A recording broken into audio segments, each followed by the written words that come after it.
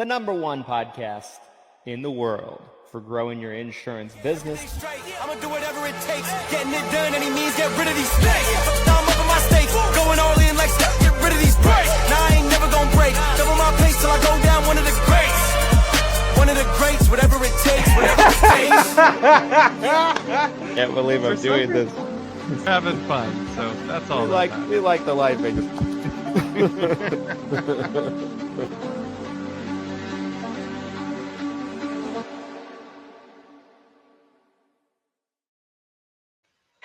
And we're back, everybody. Welcome back of the Seven Figures or Bust podcast, the number one podcast in the world for growing your insurance business. This is episode 158. Christian Brindle, Glenn Shelton, and we've been off since Friday. It's our first show of the week. Did you guys miss us? Be honest. I think they did. Be honest. I would like to think so. We got a freaking doozy of things to cover today. We have a lot of things to cover. There's been a lot going on, and some of you are just panicking, freaking out. The sky is falling, and it's going to land right on your little head and crush you in some of your minds. We're going to talk about all of it. Where do we start, Mr. Glenn Shelton, on episode 1? Woo! Another big one, you guys. This was something I was thinking a lot about this morning leading up to today's episode. And we talked about this the other week when we're going through our books. We had a great episode, you guys, if you missed it. I want to say 156. So just a couple episodes ago, maybe 3 episodes ago, we were talking about our top 5 books that impacted us the most. And one thing that was like a takeaway for me personally, when I was looking at some of these books, I felt like the best books or the ones that impacted me the most, it was where the author was able to take something that was maybe more complex, but synthesize it in a really simple and easy to understand way. And I feel like what's happening right now is some of this is more complex of what's going on. And here's the reality. I just looked it up as the intro was playing there. The average grade level comprehension of an adult here in the United States of America. What would you guess that is? And I'm sure insurance agents are right in line with the average. Really bad. I don't know exactly, but I would say really bad. So according to ChatGPT, here in the US, average adult 7th to 8th grade level of comprehension. I have a 7th grader in my house. Okay. My son is in 7th grade this year. He's smart. He's intelligent.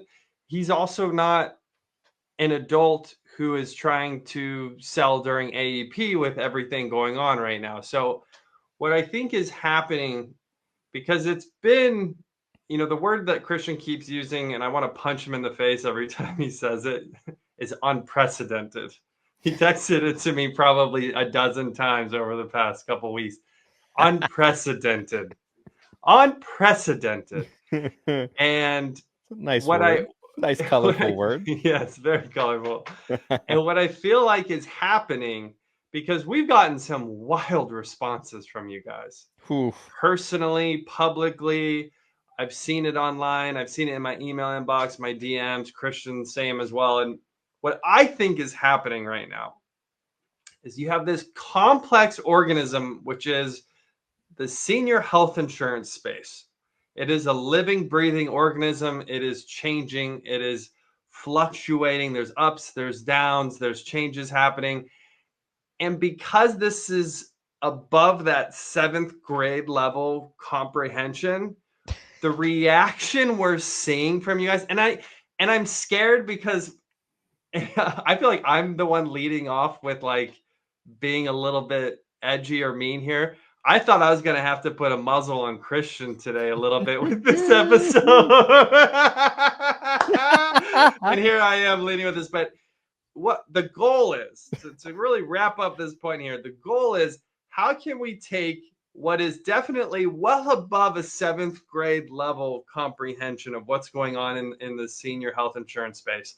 And how can we boil this down into a grade level where I could go get my 7th grader and sit him down right here, and he would be like, oh yeah, okay, that makes sense. I know what's going on now. Because like the other day, Christian gave such a great explanation, I felt like, of what's going on. We could pull the soundbite. It's like 3 or 5 minutes long.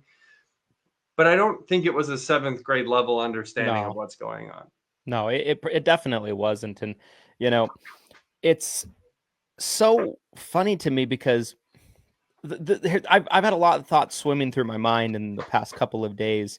You know, information broke with several carriers this week about putting out their lists of non-commissionable plans. By the way, none of which is a mystery. Everybody knew that these were on the horizon. So it drops, and what precedes it is panic as like it's a surprise. And that part of it is Whoa! The reactions, bro. Yeah, every like time. I have somebody DMing me. Non-commissionable. I have somebody that DM'd me literally right now. I just responded live on the show saying that, you know, I lost a huge amount of my book because of this non-commissionable plans. I'm like, dude, they're paying renewals. Like, you didn't lose anything unless you flip them. You lost business if they termed and you didn't rewrite them, but not for non-commissionable plans. There's just such a limited amount of understanding about what is actually happening and what the actual degree of panic should be. Yes. And it's kind of maddening to me. Like, some of you guys are driving me nuts in a sense. So if I'm getting a little darker in my messaging, Dark Christian has been activated. We need the red eyes, the shadow image. Dark Christian. That's why, you know, it's because no matter how much we try to break this down, you guys aren't going to get it. I was on a carrier webinar yesterday where they were kind of explaining some of the nuances of kind of what they're doing with their non-commissionable plans, which is very different than any other carrier. I'm not going to say the name, but it's the one that just happened in the last 24 hours or 12 hours or so. You guys put the dots together on that. There's a couple hundred agents, if I had to guess, on this webinar, and 99% of the questions are stupid questions. Like, and the carrier reps are getting frustrated. There like, we go, guys. You know, seatbelts, Dark Christian. You know, it's the truth. Like, I'm looking at questions. I'm like, you don't belong in this business because you asked that question. You don't belong in this business because you asked that question. I was not. Okay, here you go. I was not on this. Here you go. Give me an example. I want the deets. Here's a great example. Okay. They go over the non-commission. They go over new plans coming out in the market. They kind of hint that there's some plans going non-commissionable. They can't say it yet till the actual agreement dropped, which it has since then. But they hint at it. It's obvious to everyone. And within 20 seconds, there's a message that pops up on the screen. You know, you can see like the messages popping up on the screen on these calls. It's like, so is this plan non-commissionable? And like, I'm not even kidding. A minute hasn't passed since they answered the question. You know what I mean? Like, so it's wild to me. And I promise this whole episode isn't going to be me just punching agents and beating them up. Like, I'm not, that's not what this episode's about, but man, there needs to be some tough love though. Oh my God. Yes. We've maybe even coddled you guys a little too much, if I'm being honest. And that was such a great example, what you just shared that you got in your DMs, right? Is this plan's going non-commissionable. I just lost my whole book of business. And here's the sad part too, is there's some really smart, competent agents who I've seen freak the fuck out, for lack of a better term. Agents who've been in the business for a really long time who honestly should know better. So yeah, it's almost left me personally in kind of this puzzling state of like, we, again, as Christian and I, we're FMO owners. We have a marketing company, a staffing company, a training company. Like, we are very heavily involved with you guys. we are very deep into this. Yes. Whole plethora of agents. I mean, when you look at the community, I mean, tens of thousands of you. And can I add something to that, right? Like Go Glenn for said, it. we are very Involved. we are very involved with you guys. Don't punish us for it. Don't punish us for being involved with you guys. We do a lot to help you guys. Yeah. Why you got to punish us for it? By not listening, by not paying attention. Shout out Jamie Hindley. She said something on the stream that I just read that I think is so spot on. They aren't listening to understand, they're listening to respond. It's that old classic thing where you're having a conversation with somebody. And hang on, let me fix my audio. Okay. It's that old classic thing where you'll be having a conversation with somebody and they're not listening to what you're saying. They're just waiting for their next turn to speak. Right? Me on the show. me on the show, guys. Glenn on the show. I don't listen. I don't listen to Christian. I'm just like, let me talk. Let me talk. and we will talk about what's going on, why it's happening. Like, we are going to break this whole thing down, but I thought it would be a good place to start with that and just kind of expressing like the unbelievable overreaction. Like, you guys are panicking about things you don't even understand. I mean, it's honestly like, it's almost like some of you want this big narrative of destruction. Like, there's almost a desire, I feel like, from some of you that like you're looking for it. I don't know if this is like a bigger thing of media today has become really negative and you guys are latching on to any sort of negativity you can. But again, when we see some of these comments, and so one of the last episodes we did was a conspiracy episode. And the joke from that was, that there's this huge conspiracy about insurance carriers wanting to cut us out. And while I thought we did a relatively good job of getting into it during that episode, I still think some of you are really latched onto that idea that like, this is it. This is the end. I need to get out of the business. The post that just blew up the other day from Mr. Brindle was talking about how some of you shouldn't be an entrepreneur. And that went like mini viral. And there's a lot of great comments on that thread. And I will stand by that. Before we get into actually like talking about what's going on, what you need to know about, we're going to go through it all. You should stay on for this whole episode if you can. Because if you're confused, this episode should provide a lot of clarity. And like Glenn said, we're going to try to provide it as in the most simplistic terms possible. But before we get into that, I want to also preface and kind of continue that kind of messaging about like the herd is going to thin, and it should. Survival of the fittest, right? And I'm cool with it. I'm here for it. I'm here for the herd thinning, right? If I am in what would be a herd in the animal kingdom, I'm trying to think. Let's say I'm a herd of zebra. Let's say I'm on a herd of zebra, right? And there's 100 zebra. There's enough resources, right? Let's say there's enough food for 105 zebra. Right. So there's enough just barely for us all. Just barely. And let's say half of the zebra are like, you know what? I am going to go hang out with the tigers and the lions. They seem like cool cats. No pun intended.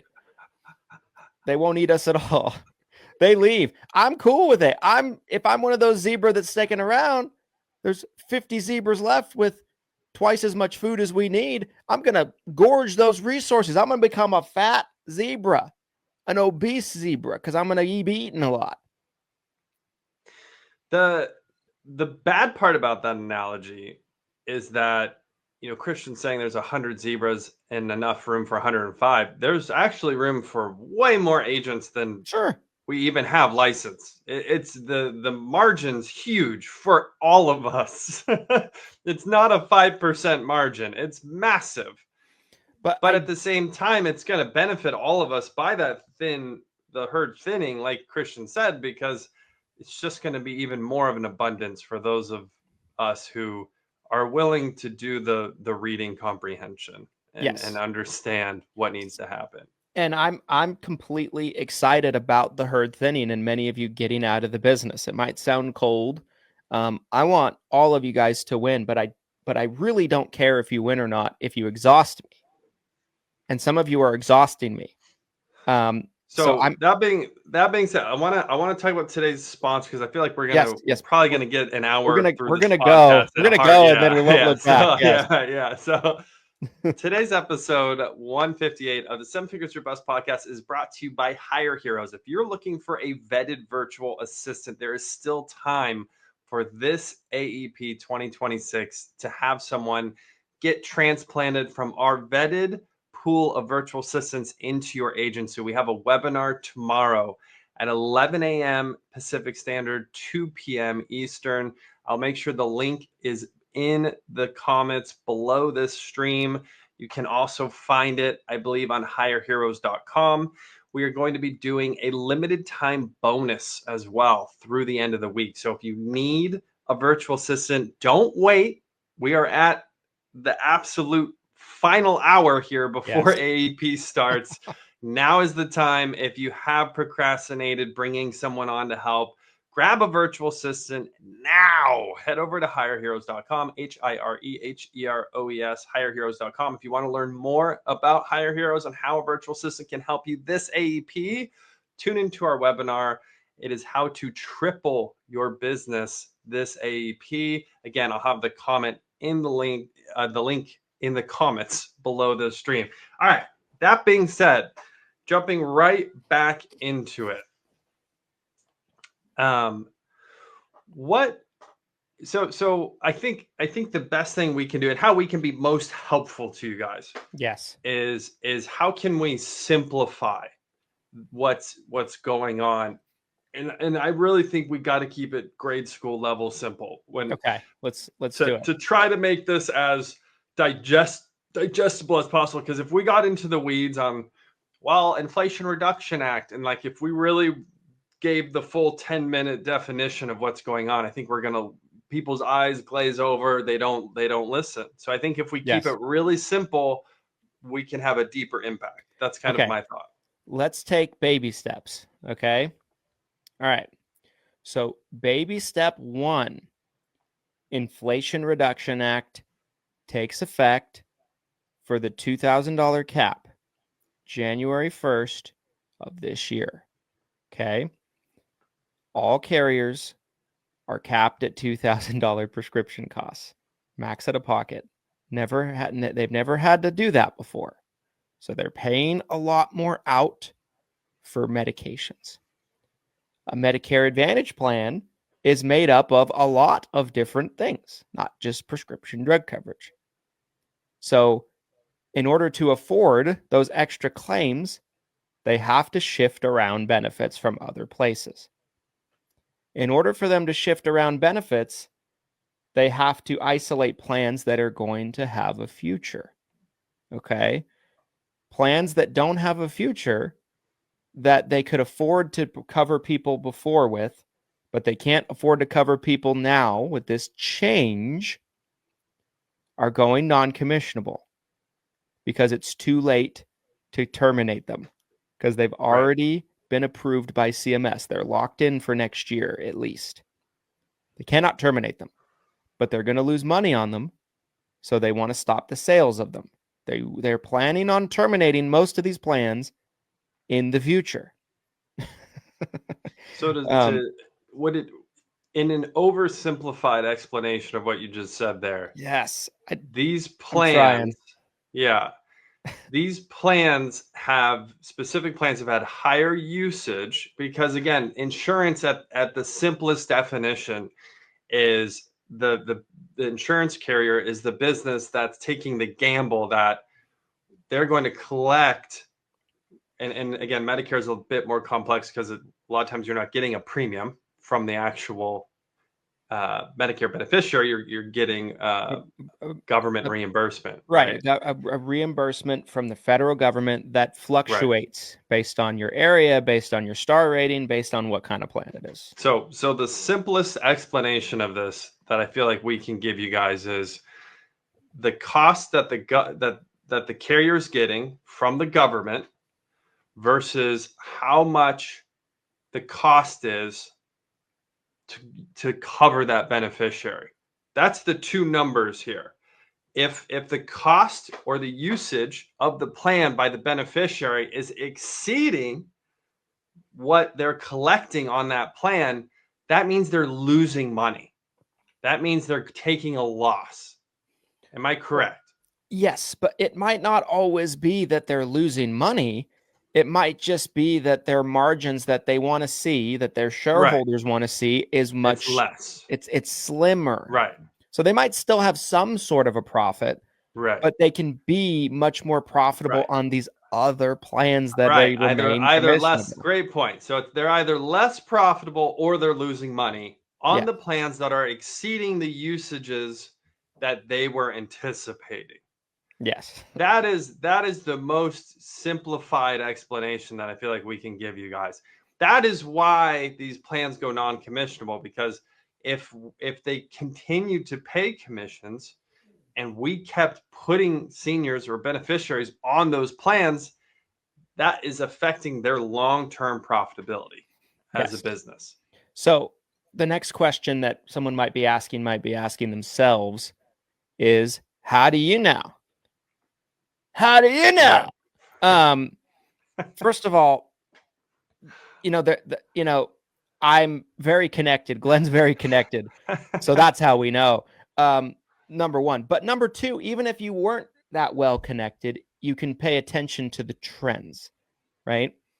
This is going to be a multiple year shift. The market is shifting to adjust to the new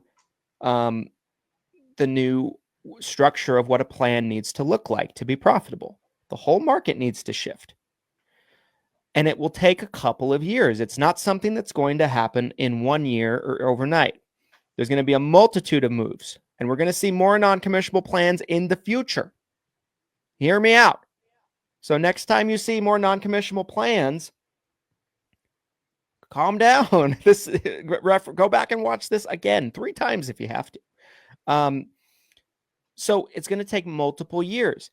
But if you look at last AEP was the first year of this.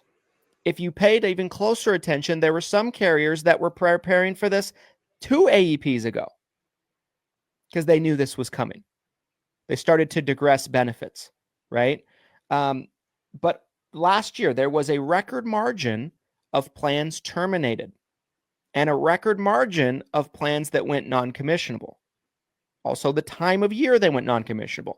During AEP, at the beginning of this year, in quarter 1 and quarter 2, vast majority of those plans that went non-commissionable in the last 12 months or so are terminating for next year. So what does that tell you? Does it mean that the carrier just didn't want to pay you on those plans and they're like, keeping the commissions for myself? They're pirates, all these carriers. Or does it mean that they didn't want the business all along and they were planning on getting rid of that plan? You put the pieces together yourself. Right. So we've already seen a year trajectory of this where, there's breadcrumbs that are left behind for those of you that want to pay attention. So based on that trend, all the plans that are going non-commissionable now, they're not in the long-term future for the carrier, most likely. So a lot of these plans are going to terminate next year. So yeah, what you should think when you hear non-commissionable plan or that this plan's gone non-commissionable, you should be thinking, instead of thinking the agent's trying to screw me out of commissions, what you really need to be thinking as an agent is the carrier wants to get rid of this plan. Yeah, because future it SAR doesn't fit. Yeah. Future SAR, service area reduction. plan termination. That's what it really means. Yes. And so that is like, and so many of you, like, you look at things from such a simplistic point of view, but you have to think a little deeper, right?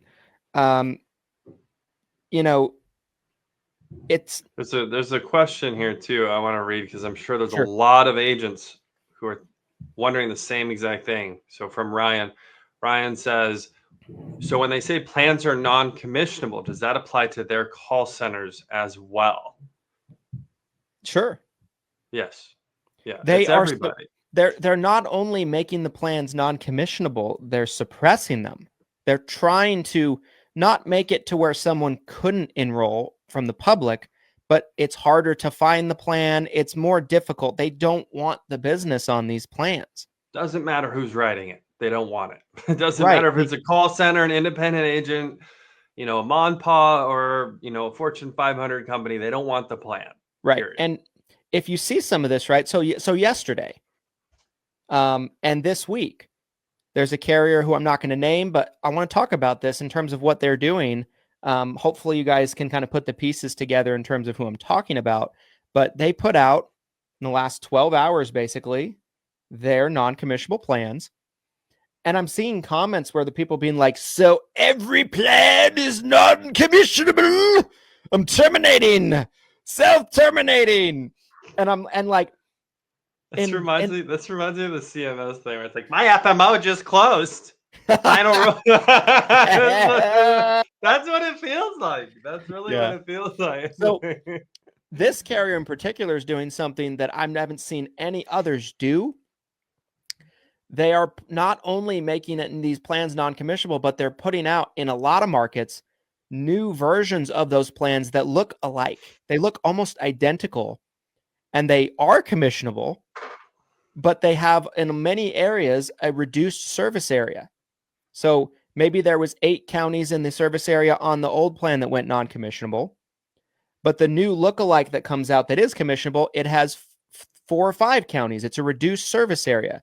So they're keeping all the members on those old non-commissionable plans. They're not terminating them, but they're bringing the exact same plan available in a reduced service area, in reduced number of counties, and that is commissionable.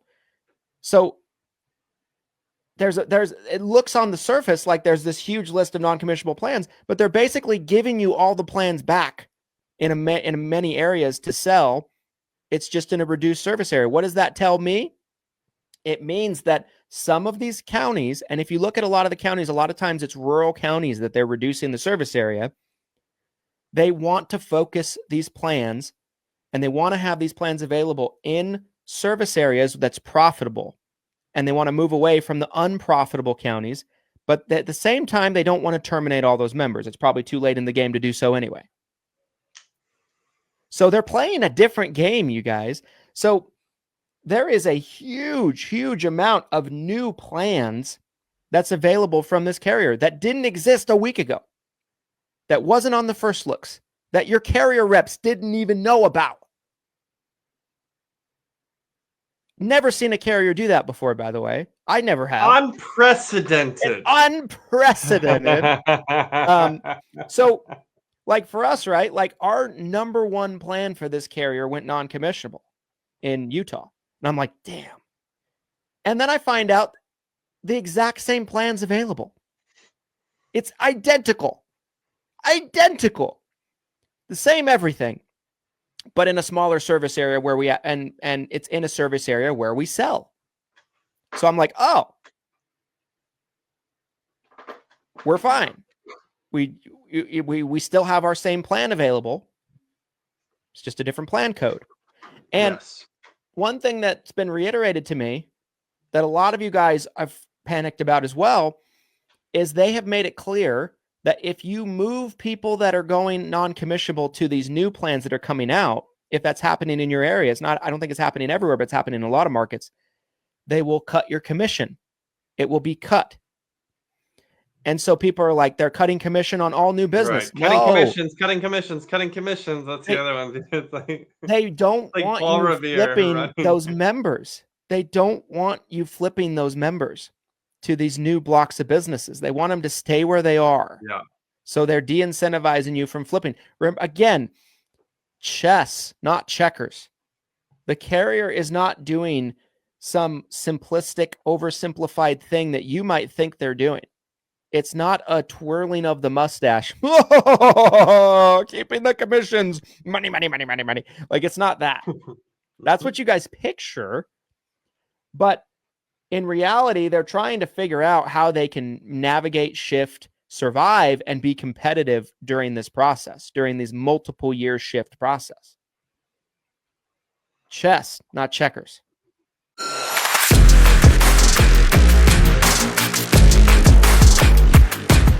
This episode of the 7 Figures or Bust podcast is brought to you by Everything Senior Insurance. Guys, if you're looking for an FMO in 2025 to be a partner with you and really support the overall growth of your business, Everything Senior Insurance is the one-stop shop to allow you to get plugged in with great resources. Whether it's ACA contracts you're looking for, whether it's Medicare contracts you're looking for, whether it's final expense and life contracts that you're looking for, Everything Senior Insurance has got you covered.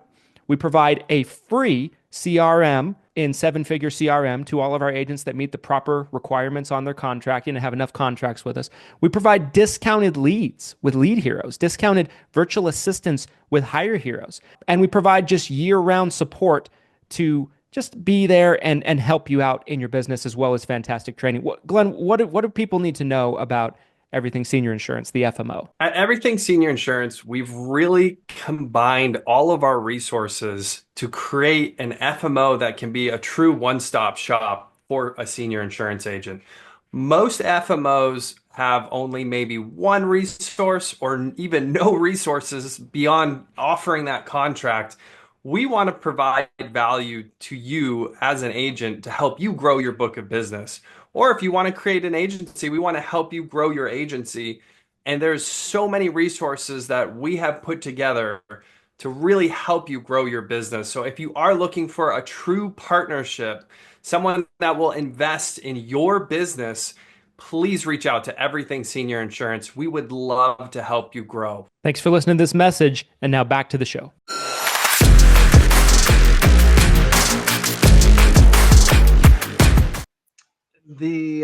So to kind of shift gears maybe a little bit here of like, how do you as an agent navigate this and have a successful AEP? So I talked to a really big agency owner yesterday who does a lot of business about their strategy going into this AEP, because it is a different game than previous AEPs. And what they shared with me is they felt like it was all about targeting specific markets. Because yes, there are going to be certain markets, just like Christian and I have already discussed.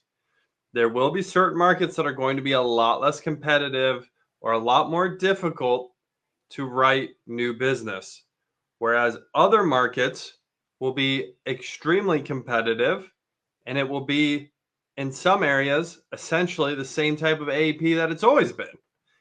So if this agency owner who's been around for a long time has a really, really big business and they are essentially on phase, and I understand some of you might be like, well, Glenn, I'm only selling locally. I'm only in my local. Well, might be time to think different. Might be time to expand your horizons a little bit. If your local market is going to be tougher this year, maybe it's time to expand a little bit and look at some other markets, because the vast majority of markets, there is still a lot of commissionable plans for you to be able to write. Am I wrong? No, you're not wrong. Here's the other thing that nobody's willing to talk about, right? So if we can accept the premise, if I can get you guys to jump on the train with us that these non-commissionable plans will be future SARs, future plan terminations, like if we can all get on the same page about that, that's, you can then identify that the plans going forward are going to be the plans that are going to be here long term. You're going to have to rewrite all those people. If they're planning on terminating that plan anyway in a year, the more people you put on it now means the more people you have to flip, the more people you have to rewrite. And also with these future plans terminating, if we can accept that premise, what that means is we're going to reduce the number of plans that's available. And we all know there's way too many damn plans in a lot of places. There's way too many plans. You don't need 100. Another thinning of the herd that's needed right now. Yes. Is the plans, the number of plans, the quantity. You don't need 100 Medicare Advantage plan options in a county. It's absurd. It is. And so these non-commissionable plans, if we can accept the premise that sooner than later they will go to the gallows, what does that mean? There's going to be less this. Going to the gallows. Wow. Did you watch a pirate movie recently? You're locked in right now on this 18th century pirate premise that we have going. Here's another thing that I think is a piece of this conversation too. So we're seeing what looks like a shift towards the HMO model, correct? Yes. So the HMO model is geared towards preventative medicine. It's geared towards getting your primary physician to sign off before getting a specialist, right? Mm-hmm. Is this not just another cost-saving attempt at the carrier level, right? Yeah. Because again, if I were to give a beneficiary free access, go hog wild. You want to go see a neurologist? You're having a headache? Go see a neurologist, right? The carrier's going to get billed a hell of a lot more for the neurologist versus if they just went to their primary care and their primary care is like, hey, take some aspirin and then like see me next week and let's see how you're feeling.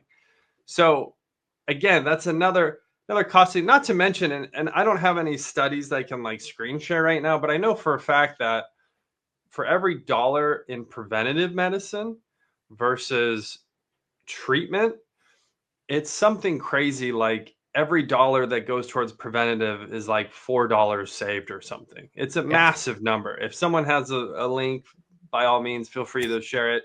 But I know that to be true as well. So again, I think I also would argue too that that's actually better for beneficiaries as well. If beneficiaries can get better preventative treatment, that should ultimately lead to a healthier Medicare beneficiary overall. Yes. It's you hit it right on the head, right? It's an environment where the carrier can't control the cost nearly as much on a PPO plan with out-of-network benefit possibilities and no referrals for specialists. Not saying every HMO plan is going to require referrals, but more of them will. We've already seen that for 2026 on a lot of the ANOCs and first looks. And so it's the carrier looking to reshift the landscape of what a Medicare Advantage plan looks like, a managed care plan looks like, and what it needs to look like for them to be profitable. It doesn't mean there won't be PPOs. This carrier that I talked about that is putting out a bunch of new plans in many markets, there are plans that they put out that are brand new that are PPOs that look pretty damn good, right? So it's not to say it's across the board, but probably from a nationwide perspective, the shift is going towards HMO to control those costs just because of everything that Glenn said. And again, we're in a market shift right now. We're in a market shift. I can't stress it enough. And every carrier is handling it a little differently. This carrier that I mentioned that's putting out the new plans, they're the only carrier I've seen that's taken that approach. I think it's very unique and creative, and I kind of like it.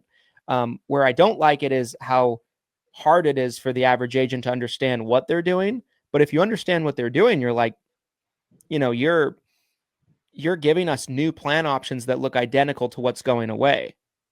You know what I mean? Like, That's way better than what some of these other carriers are doing, where they're just putting out non-commissionable plans, right? They're giving you a pathway forward to sell their product.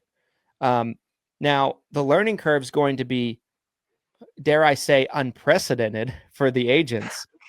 And And I said this morning, I posted in the group, some of you won't survive this AEP because you can't comprehend what's happening. You won't be able to comprehend it. No matter what I do, no matter what anybody does, no matter what the carrier reps do, you're not going to be able to comprehend it. You hear the word non-commission and your brain shuts off and you just assume you're not getting paid ever again. And like we said at the beginning of this episode, the herd will thin. Yeah. And for some of you, your careers will end. And here it is. Here it is. Dark Christian. It's probably good for the rest of us. I'm sorry. It's ending for some of you. Dark Christian. A couple things in the comments I want to get to. We're getting towards the top of time here. And this has been, I feel good about the episode. I don't know how this will get received publicly. I don't know if this makes a difference. I feel like we've said a lot of the same things over and over again. The goal of this episode specifically is how can we simplify this information into a more digestible format for you guys? Because I think some of it just goes right above your head. I feel like we've done a relatively good job so far of getting that information. But before we move to comments, there's one more thing I wanted to say, if I may. So like this one, I'm going to say the name. Not as afraid of this carrier freaking out on me. But like, for those of you that sell in areas that have regions, every carrier is handling this differently. So we've historically sold a lot of regions. We have a lot of regions book of business internally. So Regents is Blue Cross of 4 states: Idaho, Utah, Oregon, Washington.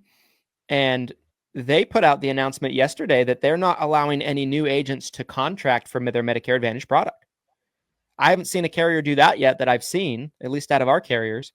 But if you were contracted and certified prior, you can still sell their MA product. So what their strategy is, what they feel like is going to be in their best interest, is to limit the amount of selling agents that are coming on board. They think that's going to, kind of work in their favor. So every carrier is going to handle this a little differently, but they're all dealing with the same challenges. And I think it's important to understand, again, why this is happening. And like Len said, we've talked about it into the ground. We've talked about it a lot. But it's something that I guess, we have to reiterate and resell. I've been telling our agents internally that sometimes with clients, you have to reiterate, remind, and resell when they forget things that you told them about their plans. What happened on a client internally the other day. And I'm like, you just got to reiterate, remind, and resell. And that's what we're doing with you guys. I know sometimes personally that I need to hear it 2 or 3 times before I understand new information. I remember when I was first looking into trading stock options, I really struggled understanding what I was doing. I was just like, I didn't get it. And then it was like the 4th or 5th time it finally clicked for me. So again, maybe this is a numbers game of how many times you hear this message. And if we share it a little differently, maybe more of you will understand it. So again, to get into a couple of comments here. So, and this one comes from Jamie. And now because we are losing so many plans and there's a GI option into MedSups, shout out to MedSup Awareness Month coming up in October. If you guys didn't already see the banner we released for the 7-figure Medicare agent Facebook group, October 1st to the 31st will be Medicare Supplement Awareness Month. So this is a great topic to kind of at least touch on in today's episode. Yes. Because we are losing so many plans, there's a GI option in the MedSups, and that market will get destroyed as well. Thoughts on that comment? Yeah, I think it's very possible. Because anytime there's GI business taken on by sup carriers, what do we see? We see rates for new members spike. We see rate increases spike. We see it in birthday rule states. We see it in open enrollment states. So yeah, I don't disagree. I think the MedSup conversation is a totally different conversation than what's happening on the MA side. But yeah, I think it's very practical. Anytime any carrier in any capacity takes on a lot of GI business, it usually ends up bad for them historically. Like you can go back since the birth of MedSup. And it's the same reasons we just talked about. It's a cost perspective. Yes. Someone gets on a MedSup plan, they're getting the premium from the beneficiary, but maybe they were really sick when they got enrolled because it was guaranteed issue and there's no health underwriting. So now the carrier is spending a lot more on those people. So yeah, I could see that potentially being true as well. Now, that being said, some of these, the rules are different for GI business. So from a commission standpoint, that's something that you'll have to take carrier by carrier, state by state. Yes. Yep. 100%. A lot of states, especially ones that aren't birthday rules and states, and this even varies from state to state on birthday rule, because they're not all the same in terms of birthday rule. But a lot of states on GI business, their commissions are very low. They might be 5 to 10% of what they normally would be. So keep that in mind as well. Look at that closely if you lean into that. Question rather from Tanner here. Off-topic question: how far in advance do you have to purchase preset appointments typically that you guys offer? So, great question, Tanner. We do still have some of those left over at Lead Heroes. If you're looking to get set up with their preset appointments, we typically need a 2-week head start. So if you're wanting October 15th to be the first day that you're seeing preset appointments get turned on for you, you really have about 1 week left. It is September 24th as of the recording of this episode. So you got about a week to get your order in if you wanted to start by the 15th. So I wanted to answer that really fast here, seeing if there's any other questions or comments. There's one here from Brandon that I just really can't agree with more. Is this is a bigger thing. The world has gotten crazy. So many people's response to almost anything is conspiratorial. Yeah. I don't know why this is, but literally it's like any statement.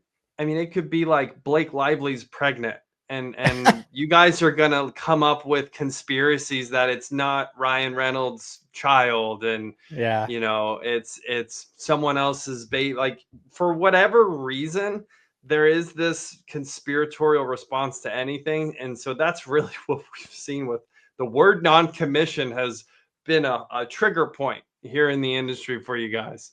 I think one thing I want to add to that too is yeah, please do. One thing that so many of you guys fail to see, and it hurts my heart.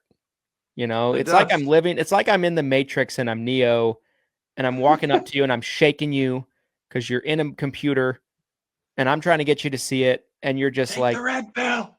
And you're just like, what? You're crazy.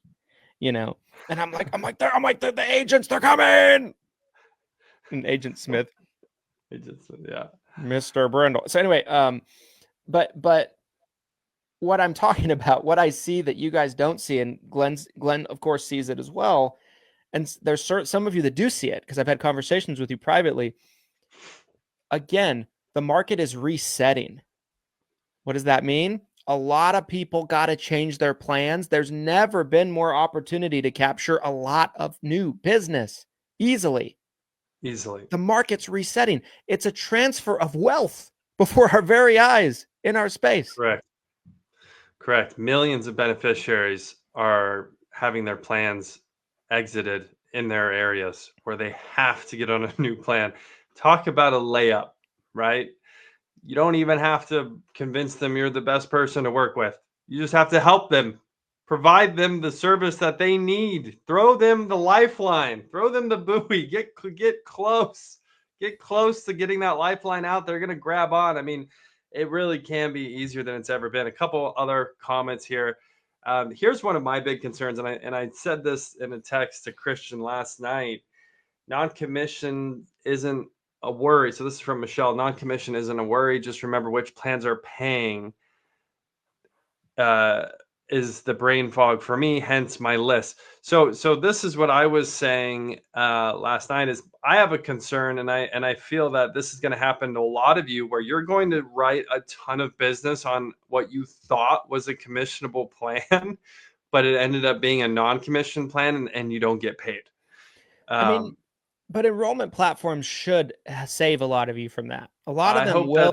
Hopefully that's true. A lot of them will default to, like Medicare Center does this, for example, in Sunfire and Medicare Center. So Medicare Link, for those of you that don't know, it will default to only showing you the plans you can sell. You have to click a button for it to show you the non-commissionable plans. And then it says underneath it in highlighted letters, non-commissionable. A monkey could see it. So I would hope that you guys don't do that. It should Careful. be really easy to be able to determine what you can sell and what you can't. But yeah, I'm sure it will happen to some. I have no doubt about it. But I just Yeah. hope that. I hope that's minimal for sure. Yeah. Another question here from Greg. What do you think about smaller startup carriers where the majority of their plans are offering in 2026 are fully commissionable PPOs? What do you think their strategy is, and would that be unsustainable for the future? So again, great question, right? If you see a commissionable PPO, should you be scared that that's just going to go away in the near future? What do you think? I mean, again, every carrier is going to have a little different perspective on this. Just because a lot of carriers are moving towards HMO doesn't mean all carriers are. So Right. I wouldn't. If it's going to be your best plan option for the client, sell it, would be my advice. And if you have to move it in the future, so be it. But I think the mentality should be to do what's best for the client right now. Totally agree. I don't think BPOs are disappearing overnight. Just because we've seen a shift in the national market towards HMO, it doesn't mean that, next year there will be no PPOs. So I wouldn't necessarily be fearful of writing a PPO plan. I would just be conscientious of the national market is really all that I'm wanting to kind of add to that. There's a couple more comments, but I think that's the majority here. Might be a good time to shift into final thoughts on today's episode. Yeah. Well, if you want me to go first, final thoughts for me, guys. Please do. Man, I'm excited for this AEP. I am. Do I think it's crazy that these types of announcements are coming out a week before October? We're at October 1st, a week from today, at the time of recording this. Yes. I think it's wild and nuts. And is it inconvenient in terms of your strategy and planning? Sure. But that being said, I would say that the ability to pivot is a real business skill. Pivot on a dime at times. And you just need to rethink your plan a little bit and come up with the best strategy for you to have a great AEP. And you should be able to do that with very little exceptions. There's a lot of opportunity. Not only is there all the plan terms, the SARs, but there is a lot of people that their plans are changing dramatically under their feet and they're going to want to shop. People that have been on plans for 5 to 10 years that have seen minimal changes every year, all of a sudden seeing rapid changes, they're going to be a little bit spooked. They're going to want to shop. I just don't know why so many agents don't see it for what it is. And that's massive, massive, massive, massive, massive opportunity. And for the next couple of years, we may never get opportunity again in our lifetime like we're seeing, at least for decades. Right? That's the way I'm looking at this. Yeah.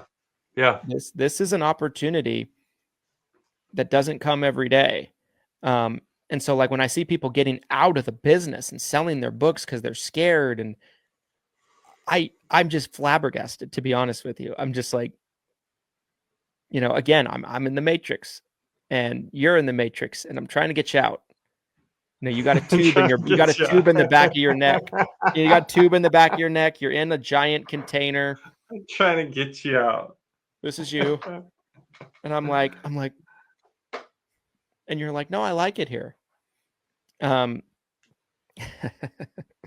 are my final thoughts, guys, on episode 158. Yeah.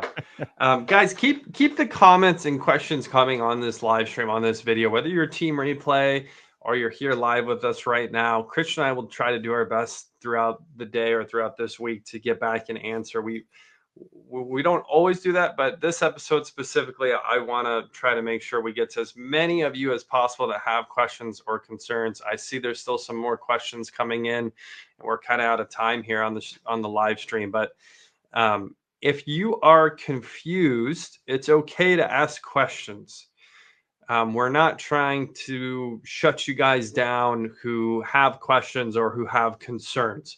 It's very reasonable and expected to have questions and concerns because we are in a unprecedented AEP coming up in 2026, in just a week from today, October 1st, literally a week from right now. So there's been a lot of late changes. It definitely feels like normally we have a lot more of a solidified idea of what AEP is going to look like much earlier in September than what we're seeing right now. So that has led to a lot of turmoil. So again, if you have questions, comments, concerns, drop them below this live stream, and we will try to get to them throughout today or throughout this week and do our best to answer them. You can also go back and rewatch this or re-listen to this. You know, we upload this on YouTube. So if you're wanting another place to view this or to see previous episodes or anywhere that you can listen to a podcast, you can find the 7 Figures or Bust podcast. So that being said, again, I could not be more bullish about the Medicare industry despite everything that's going on right now. I think that's kind of my bottom line here, is there's no future that I see, and we've talked about this many times, and despite all the turmoil that is going on, there's no side of this where I foresee commissions going away from Medicare, despite if you were to see the conjecture from the audience right now. If you were a brand new agent, God, and I know there's some of you out there where this is probably your first AEP, I'm sorry. Can you imagine? I'm sorry. I can't imagine. Like coming in, like it's tough sometimes as someone who's as seasoned and as connected as I am. You know, I have so many resources, so many people who know so much more than me that I'm able to go to and talk to. I can pick up my phone and call. And I can't imagine being a brand new agent coming into the industry right now and seeing all this. You'd probably get out immediately. And I wouldn't necessarily, I wouldn't think less of you for it, because again, if you're buying into everything that you're hearing from other agents, the problem is, just like we talked about, a lot of these agents aren't listening, or they're not comprehending what they're being told, or they're hearing these trigger words like non-commissionable. They don't and know they're what's just going on. Crazy. They don't know what's going on. There's somebody that commented to me today in the group that was like, you know, one step closer to all plans being non-commissionable. I'm like, that is by no means what's happening, but you just don't know. Did you see they're cutting commissions? Did you see they're cutting commissions? They're cutting commissions. They're cutting commissions. I'm like, did you see that they rolled out like 1 billion new plans last second too, that are the same as the non-commissionable plans? No, where's that? I didn't see that. Yeah. Yeah. Yeah, it's wild. It is. So whether you're a new agent or you've been around the block, be careful who you're taking information in from. Oh, yes. You know, first and foremost, I mean, that's probably one of the key things I'll leave you guys with is be careful where you're absorbing this information from, because 9.5 out of 10 times, if it's just a comment on a post or a comment in one of these groups or on someone's page, it could easily be someone who knows little to nothing, who just heard the word non-commission, heard the word cutting commission. They're just jumping to a massive conclusion that isn't based in any type of reality at all. So those are my final thoughts on today's episode, you guys. Episode 158 of the 7 Figures or Bust podcast.